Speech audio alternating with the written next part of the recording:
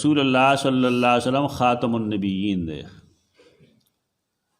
هغه نه رستو د مسلمانانو دا عقیده ده چې بل نبی به نه راځي، نوی نبی به نه راځي. عیسی علیه السلام که راځي هغه د نبی په حیثیت نه راځي او د هغه مرتبه غورځېږي نه په دې باندې. اول زوړ نبی حیثیت او د نبی کریم صلی الله علیه وسلم د امتی په حیثیت راځي. که کم خلق چې دې عقیدې خلافي هغه خلق مسلمانان نه دي. زمونږ دې زمانه کې خلق دې ته قادیانان وایي. قادیان اصل کې یو کلی دی امرتسر کې، هندوستان کې. امرتسر ته پښتانه امبرسر وایي. په دغه علاقه کې یو کلی قادیان دا اصل کې قاضیان دی زوات سره. دغه علاقه کې وا ججان اوسېدل غټ غټ خلک. بیا وروستو د دواد نه دال جوړ شوی دی، د قادیان په ځای باندې قادیان شوی دی.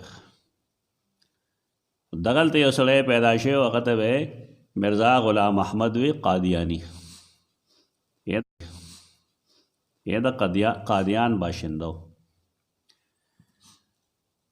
دا هغه زمانه کې دا سړی پیدا شوی دی چې هندوستان کې د مسلمانانو د ختمولو دپاره یا د کمزوري کولو دپاره یو طریقه انګریز سره پاتې شوی وه. هغه طریقه دا وه چې موږ له یو داسې سړی پکار دی چې هغه د مهدیت او د پیغمبرۍ د اجرا دعوه وکړي او دا دعوه وکړي چې جهاد منسوخ دی. د دې بنیاد دا دی دې خبرې. مرزا غلام احمد معمولی تعلیم یافته سړی دی، قابل عالم فاضل نه دی، خو ظاهري شکل شباهت ټیپ ټاپې ښه او بیا څه دوه درې ټکې انګریزي ورتله ورله ناغي یې استعمال کړه. دا د نبوت دعوه مو وکړه، د مهدیت دعوه یې وکړه، د جهاد د منسوخیت دعوه یې وکړه او دې طریقې سره د رسول الله صلی الله علیه وسلم په ختم نبوت باندې د ډاکه واچوله. هغه ځای نه بیا دي ربوې ته منتقل شوي دي، اوس ورته چنابګر وایي ربوې ته. الوی تاریخ د مستقل پکار دی چې مسلمانان د دې نه واقف وي، جذباتي خبرې نه کوي، دلیل سره خبرې کوي. دې باب کې دوه خبرې یاد ساتئ. یو دا چې جذباتو کې خلک نه راځي. کم سړی چې دغه شان جذباتو کې راځي دې ځان له نقصان ورکوي. او دویمه خبره دا ده چې په چا باندې بې بنیاده خبره مه کوئ. د خبرې صحیح علمي جواب پکاري. قابل افسوس دا ده چې زمونږ خلک بعضې سیاسي پارټۍ دا سیاسي طور کې شکول غواړي. دا ښه خبره نه ده. په 74 کې چې کوم تحریک د ختم نبوت چلیدو هغه زما د طالب علم آخري کال دی. پنجاب کې د علوم تعلیم القرآن پینډی د دې مرکز و، ما سبق هلته ویلی دی او دا ټول تاریخ ما ته یاد دی د الله په فضل چې څه شي شوي دي. زما استاد شیخ القرآن غلام الله خان رحمت الله تعالی علیه د هغې د علوم مرکز دا و د دې تحریک.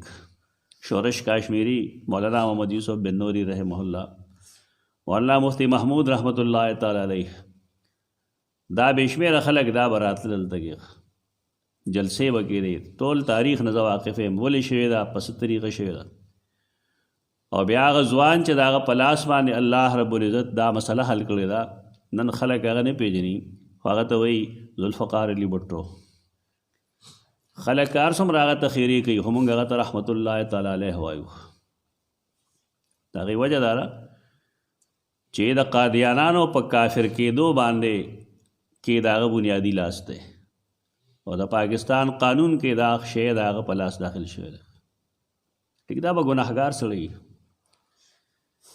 لیکن دین باندې هغه دومره ننګ کوونکی و او چې کله هغه دستخط کو نو هغه دا ویلي و چې زه پوه یم په دې چې زه خپل مرګ له دعوت ورکوم. زموږ خلقو ته د خلقو برای ښکاري لیکن د هغې د کمال خبرې ورته نه ښکاري. دا په هغې کې کمال و. هغه خبرې اترې ما ته یاد دي چې بنوري رحمه الله هغه ته څه ویلو، هغه به درته څه ویل. دا چې ته اوزګار وخت کې ووایو انشاءالله. خو چې کمو خلکو کمې قربانۍ کړي دي نو هغه یادول پکار دي. 56 کې دا تحریک چې کله چلېدلی و نو په دې کې بنیادي کردار د مولانا مودودي و. خلک هغه ته بدرد وایي. اختلاف زمونږ هم شته هغه سره، بې شمېره څیزونو کې هغه سره اختلاف و، لیکن هغه یو کتاب لیکلی و قادیانی مسله، او د هغې په بنیاد یې هغه ته د 500 آرډر زور کړی و. دا یې څوک نه وایي ولې اختلاف یې دی ورسره. دا اجماعي مسله ده. د قادیانیت خلاف چې کومه خبره ده اجماعي مسله ده. په دې کې یو بل د خپې نه مه راښکې. د مسلمانانو جمعیت ته په دې کې نقصان مه ورکوئ. دا زمونږ اتفاقي مسله ده چې قادیانان کافر دي، او دا د پاکستان د قانون فیصله ده او په یې کې دفعه ده چې د دې عبادتګاه ته مسجد نه وایي، او دی چې اواز کوي خپل مونځ ته یا خپل عبادت ته هغې ته به اذان نشي ویلی. دا اضافې ضیاء الحق صاحب کړي، جرنیل ضیاء الحق. د هغه انجام هم تاسو ته معلوموي چې څه شوی دی. دا ډېر دردمن تاریخ دی، خو دا خلک نه وایي چې دی خپل عبادتګاه ته مسجد به نه وایي، دی به صلات نه وي، مونځ به نه وي، دی به اذان هم نه وي، په دې زکات هم نه وي فرض. ځکه دا ټول په مسلمانانو فرض دي، دا مسلمانان نه دي،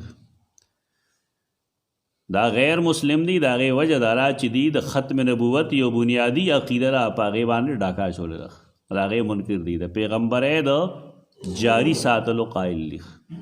مسلمانان رسول الله صلی الله علیه وسلم خاتم النبیین ګڼي، او دی وایي چې نه مرزا غلام احمد هم نبی و. نو را به ډېر ښه خلک ښکاري ته، مونځ به هم کوي، روژه به مي، حج به مي، زکات به مي، ډېر نیکان به ښکاري تاسو ته، لیکن بنیادی چې کومه عقیده ده د اسلام د هغې مخالف دي.